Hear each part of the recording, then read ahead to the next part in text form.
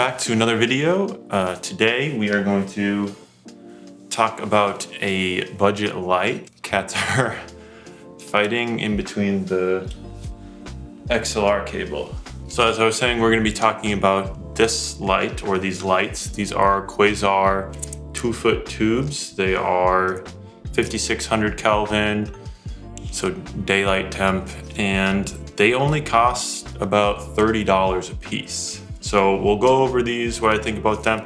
We'll go over this whole kind of little build that I have and how you can do it, how you can make them adjustable so you can get exactly the amount of output that you want. Overall, my thoughts on how the lights are. So this is what you get when you buy one of these lights. You get the light itself, power cable, and this connects to the bottom here, and then you plug it in for power. So it's not anything too crazy. You don't get a battery power like V-mount system, nothing like that. This thing is really, really short, which is annoying. So you do have to do a bit of setup in order to make these lights actually functional. But overall, they're pretty great lights. So this is the 2-foot variant of the Quasar light. They come in a few different sizes, different color temps. You can get bicolor ones, you can get battery powered ones, you can get these kind of tube lights from different manufacturers. There's a lot out there in the world of LED tube lights. These Quasars, I think, are by far the most affordable and best bang for your buck.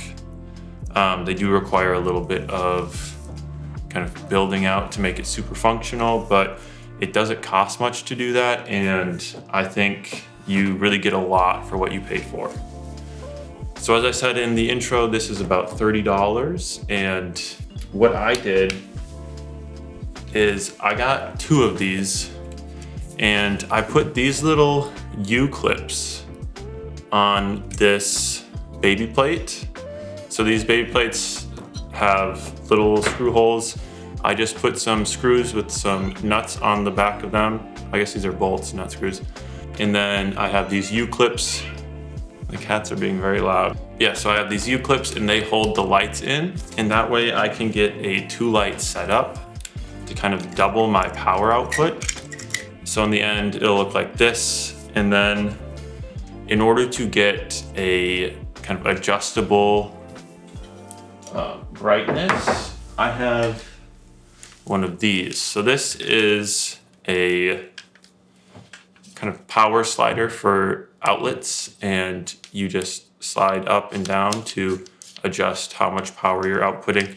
And this part plugs into the wall. Your light or whatever it is that you are adjusting the power of plugs into this right here. Now we'll say it's only a 2-prong, so if you're working with 3-prong stuff, these won't work. You just need to have an extension cable that is 2-prong and not 3-prong. So I have this extension cable. It's got a 3-socket head to it, and then just a 2-prong right there. That plugs into the top of the slider. And then with all of that together, I'm able to get fully adjustable brightness, and I'm able to power both lights at the same time. You're going crazy right now, Zoe. Why are you going crazy? Is it because I'm trying to do something? Yeah. So I've been using these lights for a few months now, and I think they've done really well. I did have an issue with one of the lights not working. So I was using it on set for a short film, and it just kind of went out, and I'm not really sure what happened. It might have been something with the extension cable that I had used previously. It was a little bit of an older one, but the other light that was with it is fine and is still one of the ones that I'm currently using. Luckily, B&H, where I bought these from, and I definitely recommend getting them from a place like B&H, because I just reached out to their support team, told them what happened, and they sent another one over for free. So that was really nice. The ones I have now have been working really well. I've used them for a bunch of different projects. Pretty much every single one of these videos that I shoot, I use them as my kind of fill light off to the side. Right now I'm just using a 501 reflector to kind of add a little bit in. But yeah, they're really powerful for, let's see, this probably costs in total about $70. Especially if you have a C-stand. You don't even actually need a C-stand. So really all you need to hook this up to a stand is just a grip head, and that can go on top of any stand, and you just set this in.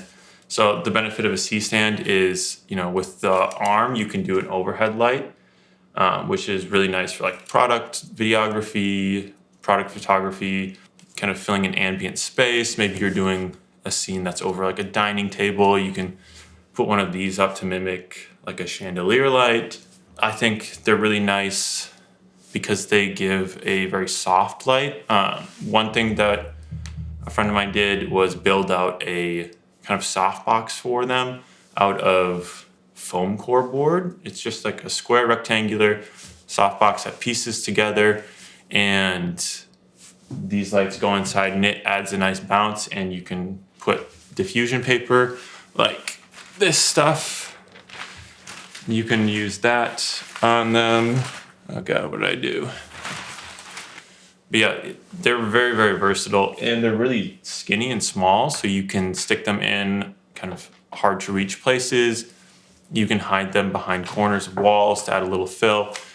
I've seen people like tape them up to the underneath of cabinets if they need a little light to kind of shine down on a counter or something.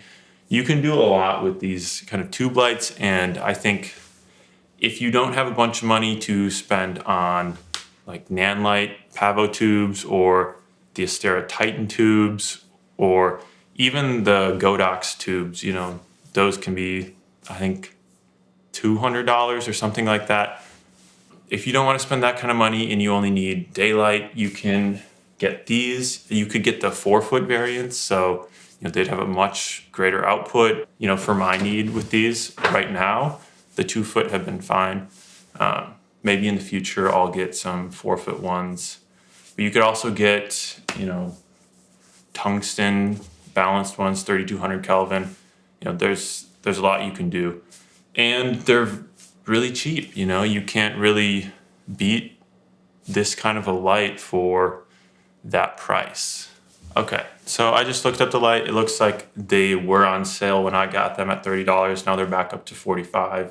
So in total, it would be about $100. So you're looking at, $40 cheaper than the SL60W, and these could totally be a key light if you're doing that. So I haven't done any color accuracy testing personally. I don't have the right equipment for that, but I do know I've seen reviews out there saying like 98 CRI roughly. So they're 95 plus for sure. So you're gonna get pretty accurate skin tones with it. It's not gonna cast a weird tint on your subject or anything like that. And they also are versatile beyond being just like a key light and kind of put in a small spot. They are really good for kind of hair lights and adding a little bit of like shoulder light, just a catch light. They're really interesting as practicals as well. You look up any camera reviewer or any tech YouTube, they're gonna have little LED tube lights in their background. So rather than just go on and on about them, I will switch my lighting setup. So I'll be key lit by the Quasar tubes, and I won't use any other light on me, so you get an idea of exactly what just these can do. I'll switch that right now. So here we have it. This is a key light setup with only the Quasar Q15 LED tubes, 2 of them on that baby plate lighting me. And as you can see, it's pretty soft for just being the raw lights. There's no diffusion on there. The light before had a softbox and a sheet of diffusion. if we add a little bit of diffusion, I'll use this 5-in-1 reflector and take the center diffusion out and throw that in front of the lights. And I will show you how it looks like that. All right, so now we have the diffusion up there. We're getting a really, really soft light on me. I did have to open up the aperture a little bit just to kind of balance it back out, since the diffusion cuts the light output a little bit. I will say they are not the brightest. You know, maybe if you have the like 2 4-foot ones, you'd be totally fine and it'd be super bright. With just the 2 2-foot ones, I think they work better as a fill light than as just a key light, but I mean, you can totally get away with using it as a key light. And I don't have anything reflecting on me. I have a light right here that's adding that little extra bit of orange to the background, so that's not hitting me at all. The only light on me is the Quasar Q15 tubes. And I mean, in total, that setup costs around $100. So especially if you wait for a sale, you can get it for under $100 total. The baby plate is like 10 bucks on B&H, Amazon, wherever you want to go to buy it. Yeah, as you can see, the video speaks for itself. The light quality is great. The color accuracy is really good. And overall, I am really happy with it. It was a bit of a struggle in the beginning with one of the lights burning out and not working, but once we've kind of moved past that, they're great. And most likely you won't have to deal with that. I don't think there would be a bunch of quality control issues with these. It only happened to me the one time. So yeah, I would for sure recommend these as a great budget light in addition to the Omni lights. This is what I'm using right here, the Lowell Omni hot lights. If you want a tungsten light, they're great. I have another video I will link above. If you like the video and you want to leave a like, that would be great. Subscribe, yada, yada, yada. If you are wanting more videos like my last one, which I will put up here, they're, the photo walk, kind of photo adventure videos. I will be doing more of those. I'm going to continue this idea of photographing rural Minnesota. Oh, my hair is too long. It keeps poking my eyeballs. Yeah, I will keep doing those photo adventure videos, photographing rural Minnesota. There are a few towns that I went out to this past weekend that I think would make great subjects for that. And so hopefully I'll be going to those towns soon. And of course, I'll be bringing you guys along with me for that. If you want prints of my work, they are on my website in the print shop. It is this right here. I'll have a link below in the description as well. That will do it for plugs for other random stuff. Everything really is in the description below. If you have any questions, leave a comment. Let me know what you think about the Quasar lights. If you have them, what has your experience been like with them? Like I said, I love these lights. I think they're great. They're just, fun to use, and anything that gets you out and making stuff, I think is, worth investing in, especially when it's quality and the results can back up the price. All right, that'll do it. I hope you have a wonderful day.